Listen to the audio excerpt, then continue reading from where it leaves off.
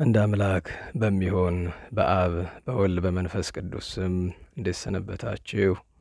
እግዚአብሔር ይመስገን። ቸር አምላካችን እመቤታችን ድንግል ማርያም ወዳጆች ሁሉ የተመሰገኑ የሆኑ እንዲሁ በወቅታዊው ነገር ዝም ልንል ብንሞክርም እንዲያውም አይሆን ሆነ። ውስጥ ለውስጥ እየተደረገ ያለ ነገር ስላለ በነገር ሃይማኖት ጉዳይ ላይ የምታውቁት ነው። ሀገራችን ቤተክርስቲያን የገባችበት ዕዳ በጣም ብዙ ነው። በተለይ ወገኖቻችን ኦርቶዶክሳውያን የሚያዩት ግፍ በየትኛውም ስፍራ ብዙ ነው። ግን ሰሞኑን ጎንደር ያሉ አንድ የጉባኤ መምህር አባ ገብረ ማርያም በጉባኤ ላይ በክብረ በዓል ላይ በተናገሩት ነገር ምክንያት እየሆነ ያለው ነገር ጥሩ አይደለም። ባጭሩ እሳቸው የሰሩት ስራ ጥሩ ነው አልልም። መነጋገር ይፈልጋል ማለት ምን ለማለት እንደፈለጉ ሊነግሩን ይገባል። ለዛ ነው በይዘቱ ላይ እስካሁን ድረስ ምንም ያላል ነው። ቦታው ጥሩ አልነበረም። ካሜራ አስደቅኖ በክብረ በዓል ላይ እንደዛ ማለታቸውን እኔ ጥሩ ነው አልልም። ነገር ግን ይህንን ተከትሎ ሶስት ነገር አይቻለሁኝ። አንደኛ እሳቸውን ለማዋረድ አሰፍስፎ ሲጠብቅ የነበረ አካል ነበረ ማለት ነው። ማለት እኒህ አባት፣ እኒህ ሊቅ፣ እኒህ መምህር በእውቀት እንደማይታሙ በምንፍቅና እንደማይታሙ መቼም የታወቀ ነው። ይሄ እስካሁን ገጥሞና አያውቅም። አንድ ከተማ ውስጥ ነው የምንኖረው። ሊቅነታቸው ወዳጅም ጠላትም የመሰከረው ነው። አንደኛ። ሁለተኛ በእምነታቸውም የሚታሙ በንጽህና የሚታሙ አይደሉም። ማንም ክፍታፍ እየወጣ የሚናገራቸው ሰው አይደሉም። በመጀመሪያ ደረጃ ሰው ናቸው፣ ሊሳሳቱ ይችላሉ። ነገር ግን መንገድ አለው፣ የራሱ መንገድ አለው። ለሊቃውንት መልስ የሚሰጡ ሊቃውንት ናቸው እንጂ እንዳንተ አይነት እንዳንቺ አይነት ክፍታፍ አይደለም። የቤተ ክርስቲያን ትምህርት የታወቀው መጀመሪያ ይህንን ምን ለሊቃውንት አይደለም፣ በስርዓቱ መልስ የሰጡ ሊቃውንት አለ። ምክንያት በአደባባይ ለተነገረ ነገር መልስ የሚሰጥ በአደባባይ ነው። ነገር ግን በአደባባይ መልስ ለመስጠትም ያለባቸው ሊቃውንት ናቸው፣ ነገሩ የሚገባቸው። ጾታ ምን ማለት እንደሆነ እንኳ አስተካክሎ መተርጎም የማይችል ሰው እኮ ነው አደባባይ ወጥቶ ብዙ ነገር እየለፈለፈ ያለ። ስለዚህ ከእሳቸው ጋር ጥላቻ ያለበት ሰው ብዙ እንደነበረ አሁን ገባኝ። ሰው ናቸው፣ የማያስደስቱ ነገሮች አሏቸው። እኔም በግሌ ማለስማማባቸው ነገሮች አሉ። አንደኛው እሱን ያስተዋልኩት። ሁለተኛው ነገር ይችን አጋጣሚ ተጠቅማችሁ እንተዋወቃለን፣ ቀን እየጠበቅን ነው። የኢትዮጵያ ኦርቶዶክስ ተዋሕዶ ቤተ ክርስቲያን አስተምሮን መገልበጥ የሚፈልግ በጣም ብዙ ሰው አለ። በነገራችሁ ላይ ስም ዝርዝር ይዤ እመጣለሁ ከናስተምሯቸው አንድ ቀን። የምስራቁን ዓለም ምንፍቅና ወደ ኢትዮጵያ ለማስገባት የሚታትሩ አሉ የምትሏቸው እንደ ጣዖት የምታመልኳቸው ሰባኪዎች አሉ። አንዳንዶቹ ጉባኤ ቤት ያሉ ሰዎችም የነሱ ተባባሪ የሆኑ እያየው ነው። ኢብን አንድ ትልቅ ማህበርን ጨምሮ ያው ዝርዝር ውስጥ አልገባም፣ ደግሞ ስድብ ሰልችቶኛል ትንሽ። ግን ይኸውላችሁ የምስራቅ ኦርቶዶክሶች ለእኛ 100% መናፍቃን ናቸው። እስኪ እንደፍረ ተናገር በሉት። ታውቋቸዋላችሁ፣ ስለማን እንደማወራ ብዙዎቻችሁ ታውቃላችሁ። ይህንን አጋጣሚ ተጠቅማችሁ የምስራቅ ኦርቶዶክስን አስተምሮ ወደዚህ ለማስገባት አትሞክሩ እና የጉባኤ ቤት መምህራን ዝምታ ስላበዙ ነው እንጂ የኢትዮጵያ ኦርቶዶክስ ተዋሕዶ ቤተክርስቲያንን አስተምሮ የሚጠላ ሰባኪ ካፍ እስከ ገደፉ ሞልቷል። ካፍ እስከ ገደፉ የቤተ ክርስቲያንን ትርጓሜ የሚንቅ የሚያቃልል የማይቀበል።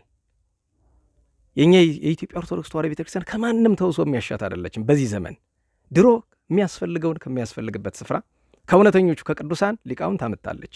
ከምስራቁም ከመካከለኛው ምስራቅም አመጣለች። አሁን ግን ከማንም የምትዋሰው አስተምህሮም ስርዓትም የላትም። ከምስራቅ በለው ከምዕራብ በለው ከምንም በለው ከግብፅም በለው አሁን የምንዋሰው ምንም ነገር የለንም፣ በተለይ በአስተምህሮና በስርዓት ጉዳይ። ስለዚህ ተጠንቀቁ ባካችሁ። በተለይ እናንተ ቅንነት የዋህነት ያላችሁ ሰዎች፣ ሰው የምትከተሉ ሰዎች ተጠንቀቁ። ለሳቸው መልስ መስጠትና በዛው አሳቦ የቤተክርስቲያንን አስተምህሮ መንቀፍ ሌላ ነው። በጾታ ጉዳይ በጣም ብዙ ሀተታ ያለ። ጾታ ሲባል እናንተ እንደምታስቡት ወንድና ሴት ብቻ አይደለም። ለዛ ነው ሊቃውንት ይነጋገሩበት፣ ሊቃውንት ይነጋገሩበት። ከዛ በኋላ መፍትሄ የሚሰጡት ከሆነ ይሰጡታል።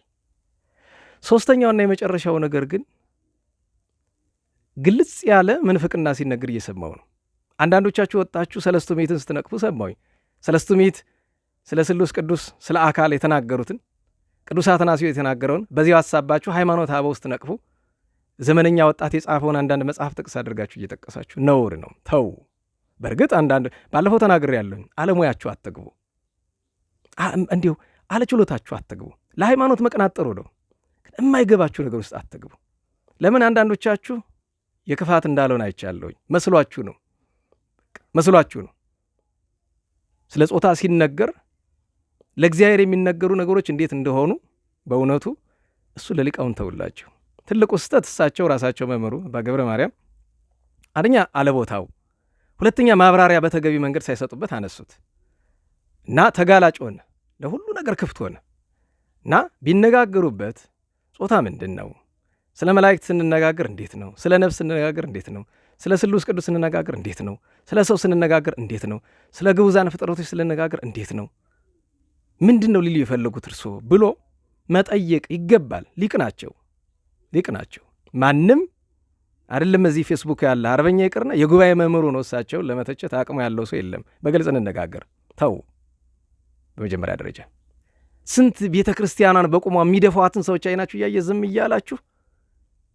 እኔ እኮ በነገራችሁ ለጥብቅና ለእሳቸው አይደለም፣ እኔ ራሴ ተችቻቸዋለሁ እኮ አደባባይ አውጥቼ አለቦታውን የተናገሩት አለበቂ ማብራሪያን የተናገሩት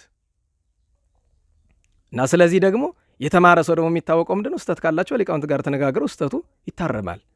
በዚህ አጋጣሚ ግን አንድ ጊዜ ሰለስቱ ምዕተን፣ አንድ ጊዜ ሃይማኖተ አበውን ተው፣ ስርዓት ያዙ። ተው፣ ቤተክርስቲያናችን መሰረት ነው። ሃይማኖተ አበው መጽሐፉ የእምነታችን መሰረት ነው እንድታውቁት። ከወንጌል ቀጥሎ የምንመካበት መጽሐፍ ሃይማኖተ አበው ነው እንድታውቁት። እና ስለዚህ ተጠንቀቁ፣ ጥንቃቄ አድርጉ። እንዲህ በማይገባችሁ ነገር እየገባችሁ አትፈትፍቱ። አይምሮና ሕሊና ካላችሁ ቤተ ክርስቲያንን እየፈተኗት ያለው የሚታዩ ነገሮችን ታገሏቸው። የነገር ሃይማኖት ጉዳይ ሲመጣ ደግሞ እናንተ ገብታችሁ ከምትፈተፈቱ ጩሁ ወደ ሊቃውንት። ደፈር ያሉ እውነተኛ ሊቃውንት አሉ አይደለም? እነሱን መልስ ስጡ እያላችሁ እነሱ ማስጨነቅ ነው እንጂ የማታውቀው ነገር ውስጥ ገብታ አዲስ ምንፍቅና ታመጡ። እግዚአብሔር አካል የለውም ጾታ የለውም ለማለት አካል የለውም ወደ ማለት እኮ ሄዳችሁ ወገኖቻችን። እና ተው፣ ግድ የለም ነውር ነው። ይህንን ማሳሰቢያ ልስጥ ብዬ ነው። ቀሪውን በጊዜ ሂደት እናየዋለን። ግን ይህንን የምስራቅ ኦርቶዶክስ አስተምሮና አንዳንድ ምንፍቅና ወደ ቤተ ክርስቲያናችን ለማስገባት የሚሞክሩ ሰዎችን ግን መጽሐፍ እውቅወሙ ይላል፣ እወቁባቸው፣ እናስተውል ለማለት ነው። ለእግዚአብሔር ለመድኃኔዓለም ለአምላካችን ክብር ምስጋና ይሁን። በሰላም ያውለን።